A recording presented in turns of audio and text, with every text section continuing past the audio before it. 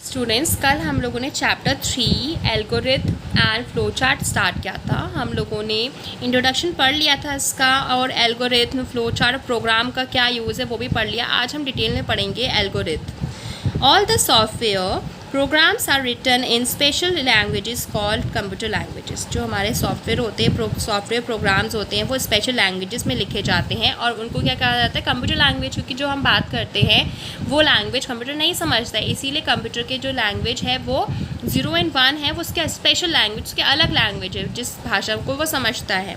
They follow a specific pattern to step to achieve specific objectives. ठीक है, जो हमारा कंप्यूटर लैंग्वेज है वो एक स्पेसिफिक पैटर्न यूज़ करता है, एक सिस्टम होता है, एक स्टेप्स होते हैं, वो यूज़ करता है अपनी एक स्पेसिफिक ऑब्जेक्टिव को, सिद्धांत को पूरा करने के लिए। Before writing a program we have to determine the objective. अब कोई भी प्रोग्राम लिखना है, जैसे मैंने अभी बताया प्रोग्रामर्स होते हैं, तो वो प्रोग्राम लिखने के पहले वो अपना ऑब्जेक्ट, उनका सिद्धांत क्या है, क्यों वो प्रोग्राम लिख रहे हैं, वो पहले पहचानेंगे। And then we start developing a pattern of step. फिर उसके बाद उन्होंने पहचान लिया कि प्रोग्राम क्यों लिखना है, उनको सिद्धांत मिल गया, और उसके बाद फिर वो स्टार्ट करेंगे पैटर्न बनाना, स्टेप्स बनाना, कि इसके बाद ये स्टेप आएगा, इसके बाद ये स्टेप आएगा, इसके बाद ये स्टेप आएगा। An algorithm is a step by step procedure. ठीक है, एक एल्गोरिथम जो होता है वो एक स्टेप बाय स्टेप प्रोसीजर है, स्टेप बाय स्टेप काम करता है to solve any particular task. अगर हमें कोई पर्टिकुलर टास्क सॉल्व करना है तो स्टेप बाय स्टेप हमें चलना पड़ेगा। ऐसे नहीं 1 के बाद डायरेक्ट 3 में कूद जाओगे आप, नहीं, 1 2 3 ऐसे करके पूरे स्टेप्स को आपको फॉलो करना है। सच एज अ मैथमेटिकल और अ लॉजिकल प्रॉब्लम, जैसे कि मैथमेटिक्स में या फिर लॉजिकल कोई प्रॉब्लम होती है, उसको सॉल्व करते हैं तो हम पहले क्या करते हैं, पहले ब्रैकेट सॉल्व करते हैं। जैसे देखा होगा आपने बॉडमास रूल अगर पढ़ा है तो उसमें बताया जाता है पहले ब्रैकेट। ठीक है, जैसे मैथ्स में बॉडमास रूल होता है, पहले ब्रैकेट सॉल्व करना होता है, फिर BOD, फिर डिवाइड, फिर M फॉर मल्टीप्लिकेशन, पहले डिवाइड करेंगे फिर ऐसे ही पूरे स्टेप्स से हम सॉल्व करते हैं एक प्रॉब्लम को। सेम ऐसे ही आपको एल्गोरिथम में भी आपको सेम स्टेप बाय स्टेप चलना पड़ता है। Let us understand it by an example. अब एक एग्जाम्पल से हम समझेंगे कैसे हमें इसे कंप्लीट करना है, कैसे हम इस स्टेप बाय स्टेप प्रोसीजर को कंप्लीट करते हैं। What steps would you follow to buy a new shirt. अगर आपको मान लो अगर आपको एक नई शर्ट खरीदनी है तो आप क्या क्या स्टेप्स करेंगे। The possible steps are as follows. जो कुछ स्टेप्स हैं वो यहाँ पर दे रखे हैं, जैसे कि take money and go to the garment shop in the market. अगर आपको नई शर्ट खरीदनी है तो सबसे पहले आपके पास पैसे होने चाहिए। फर्स्ट स्टेप क्या है, आपके पास पैसे होने चाहिए। पैसे होंगे तभी तो आप शर्ट खरीद पाएंगे। फिर जब आपके पास पैसे, तो आपको गारमेंट शॉप, जो कपड़ों वाली शॉप है, मार्केट जाना पड़ेगा, कपड़े वाली शॉप पे जाना पड़ेगा।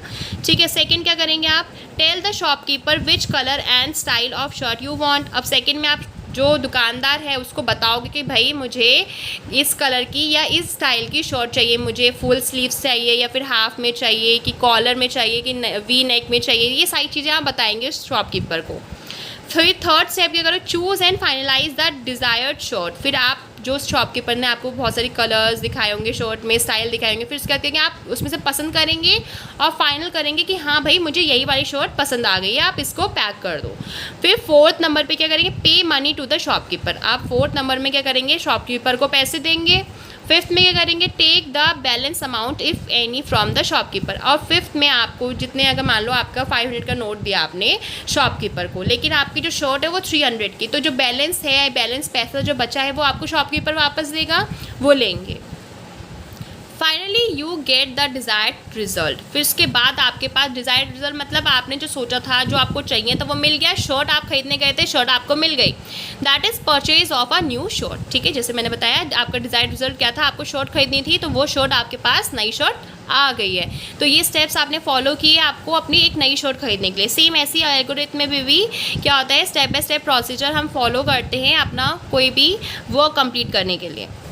अब नीचे और एग्जांपल्स दे रखे हैं, more examples. An algorithm to add any 2 numbers. अब एल्गोरिथम में कैसे यूज़ करते हैं, अगर हमें 2 नंबर्स को जोड़ना होता है, ऐड करना होता है, स्टेप 1 क्या करेंगे, आप स्टार्ट करेंगे। एल्गोरिथम को सबसे पहले तो स्टार्ट करना पड़ेगा ना, तभी तो ऐड कर सकते हो एल्गोरिथम में। स्टेप सेकंड क्या है, टेक 2 नंबर्स। अब आपको 2 नंबर्स लेने पड़ेंगे अगर आपको 2 नंबर ऐड करने हैं। Step third, add the 2 numbers. अब उन दोनों नंबर को क्या करेंगे, आप ऐड करेंगे।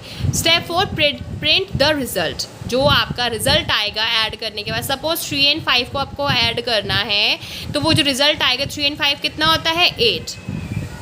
तो आपके पास रिजल्ट आ गया, प्रिंट कर लोगे और स्टेप 5 में क्या करोगे, स्टॉप। अब स्टार्ट किया तो स्टॉप भी तो करना पड़ेगा भाई। This is an algorithm to add 2 numbers, ठीक है, ये एल्गोरिथम है आपका अगर आपको 2 नंबर्स को ऐड करना है। Update your knowledge, the first structured method for documenting process the flow process chart. सबसे पहले जो एक स्ट्रक्चर मेथड बना था कोई डॉक्यूमेंट को प्रोसेस करने के लिए, फ्लो करने के लिए, तो वो कौन सा बना था, द फ्लो प्रोसेस चार्ट बना था, was introduced by Frank Gilbert in 1921। और जो ये स्ट्रक्चर था, ये स्ट्रक्चर जो मेथड था डॉक्यूमेंट फ्लो करने के लिए, चलाने के लिए, वो किसने दिया था, सबसे पहले फ्रैंक गिलबर्ट ने दिया था 1921 में। Herman Goldstine and John von Neumann developed a flow chart. अब जो ये 2 पर्सन्स थे, हरमन और जॉन वोन, उन्होंने जो उन दोनों ने मिलके एक फ़्लो चार्ट का डेवलपमेंट किया था, बनाया था। ओरिजिनली अ डायग्राम, ये जो फ़्लो चार्ट होता है वो क्या होता है, एक डायग्राम होता है। हम अभी फ़्लो चार्ट के बारे में पढ़ेंगे आगे इसी चैप्टर में। टू प्लान कंप्यूटर प्रोग्राम्स, जो फ़्लो चार्ट होता है हम इसको यूज़ करते हैं अपने जो कंप्यूटर में जो प्रोग्राम्स हैं उनको प्लान करने के लिए, कैसे बनाना है कैसे नहीं बनाना है, ठीक है। An algorithm to find the greater number out of the 2। अभी पहले हमने एग्जांपल लिया था 2 नंबर को कैसे ऐड करना है। अब हमारा जो एक एग्जांपल है कि 2 नंबर है उनमें से बड़ा नंबर कौन सा है वो पहचानने के लिए स्टेप 1 क्या करेंगे, आप स्टार्ट करेंगे। सबसे पहले एल्गोरिथम को क्या करेंगे, ऑन करेंगे। Step 2 take 2 numbers. अब आपको 2 नंबर्स लेने पड़ेंगे तभी तो आप बड़े और छोटा नंबर पहचान सकते हैं आप। Step 3 compare these 2 numbers if A and B. अब आपको क्या करना है, कंपेयर करना है कि 3 बड़ा है कि 5 बड़ा है, ठीक है। यहाँ पर ए एंड बी दे रखा है। Then go to the step 4 और else go to the step 6, ठीक है। अब आपको पता चल गया कि कौन सा बड़ा है, 3 बड़ा है कि 5। आप बताइए कौन सा बड़ा है, हमारा 5 बड़ा है, ठीक है। Step 4 print A is greater. इससे पता अभी तो यहाँ पर एग्जांपल दे रखा है ना ए और बी में कौन सा बड़ा है, ए। तो हमें पता चल गया कि जो ए है वो क्या है, बड़ा है। स्टेप 5 में क्या करेंगे, स्टेप 5 में स्टॉप। आपने स्टार्ट किया था, अब इसे स्टॉप भी करेंगे। Step 6 print B is greater. अगर आपका मान लो स्टेप बी में अभी तो यहाँ पर एग्जांपल दिया है कि ए बड़ा है, अगर मान लो बी बड़ा हुआ तो वो आपका क्या देगा आंसर, बी इज़ ग्रेटर, ठीक है। तो ए ग्रेटर नहीं आएगा, उस स्टेप 4 और 5 स्टेप नहीं आएगा, सिर्फ डायरेक्ट आपका कौन सा स्टेप आएगा, 4 वाले में स्टेप कौन सा आएगा, बी इज़ ग्रेटर। अगर ए और बी में से पहला अगर मान लो ए ग्रेटर है तो आपके ये सारे स्टेप्स आएंगे, सिर्फ कहाँ तक आएंगे, 5 तक ही आएंगे, ठीक है। ए इज़ ग्रेटर, स्टॉप हो जाएगा। फिर अगर मान लो आपका आंसर बी है तो यहाँ पर ए की जगह क्या आ जाएगा, बी, ठीक है, बी इज़ ग्रेटर। फिर क्या होगा, स्टेप 7 गो टू स्टेप 5, ठीक है। समझ में आ गया, इन्होंने कंफ्यूज करने के लिए आपको 2 बार 6 और 7 लिख दिया है। अगर मान लो आपका आंसर है ए ग्रेटर, तो ए ग्रेटर में आपको यहाँ तक आएगा, आपको यहाँ पर आपके सारे स्टेप्स कंप्लीट हो जाएंगे, आपको इसके आगे कोई स्टेप करना ही नहीं पड़ेगा क्योंकि स्टॉप कर दिया आपने। अगर मान लो बी होगा तो ए की जगह क्या आ जाएगा, यहाँ पर बी इज़ ग्रेटर, फिर स्टॉप कर देंगे आप। समझ में आ गया आपको। This is an algorithm to find the greater number out of 2, ठीक है। ये एक एल्गोरिथम है जिससे आप 2 ग्रेटर नंबर को फाइंड कर सकते हैं, 2 ग्रेटर नहीं 2 नंबर से ग्रेटर नंबर फाइंड कर सकते हैं कि कौन सा नंबर बड़ा है। स्टूडेंट्स आज हम इतना ही पढ़ेंगे, कल हम इसके आगे पढ़ेंगे फ्लो